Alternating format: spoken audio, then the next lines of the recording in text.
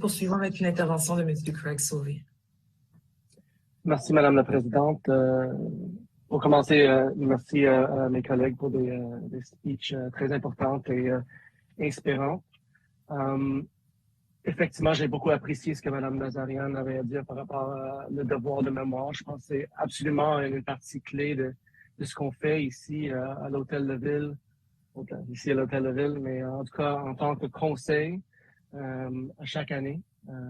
C'est pas quelque chose, le génocide arménien, qu'on entend parler beaucoup dans le système public d'éducation, mais c'est probablement l'une des pires crimes contre l'humanité depuis l'histoire de l'humanité.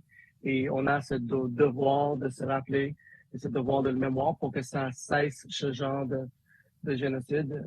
Malheureusement, il y a encore d'autres attaques contre des ethnies, des désirs d'anéantir des nations, des ethnies dans le monde, et c'est triste. Et, il faut continuer à se battre contre ça. Je voulais ajouter un autre élément également, et tout en offrant ma solidarité à la population arménienne, la diaspora, la population montréalaise arménienne. La raison pour laquelle on fait ça, il y a aussi la raison politique pourquoi on fait ça. C'est-à-dire, il y a des pays encore qui ne reconnaissent pas l'existence de ce génocide. Et ça, c'est un crime aussi, je trouve.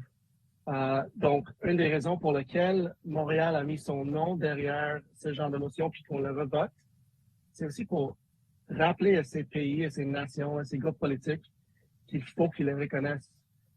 Le génocide arménien a eu lieu en 1915.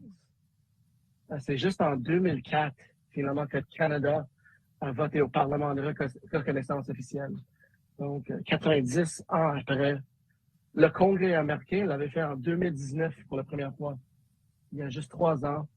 Et le président de l'époque, qu'on apprécie peu à Montréal, était contre. Il ne voulait même pas le noter. Donc, le président Joe Biden était le premier président des États-Unis qui a reconnu le génocide arménien officiellement.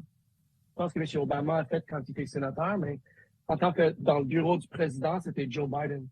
Et ça, c'est un crime contre l'humanité. Donc, le devoir de mémoire est extrêmement important. La reconnaissance de cette tragédie est très important. Je pense qu'il y a autour de 35 pays qui l'ont reconnu sur le 194 qui existent dans ce monde-là. Donc, il y a du travail à faire.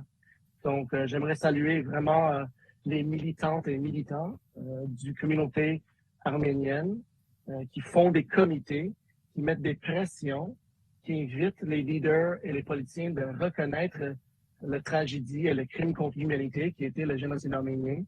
Votre travail est absolument essentiel pour la paix dans le futur aussi. Ça fait partie de construire une paix mondiale.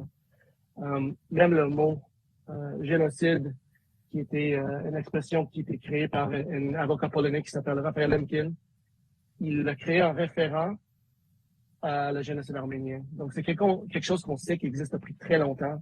Il y a beaucoup de pays qui ne veulent pas le reconnaître et on peut comprendre là-dedans la Turquie, qui était les agresseurs dans ce cas-là. Et on peut comprendre également que ça fait mal spirituellement et existentiellement pour une population et une nation de dire « mes ancêtres ont fait ça ». C'est pas facile, mais c'est important et ça va devoir être fait. Et ça va, je pense, c'est tout à l'honneur d'un pays ou d'une nation qui peut reconnaître ses erreurs du passé afin de ne plus les commettre et afin d'être une voie pour la paix, pour construire une paix mondiale et de mettre fin de cette terrible crime contre l'humanité qui est le génocide.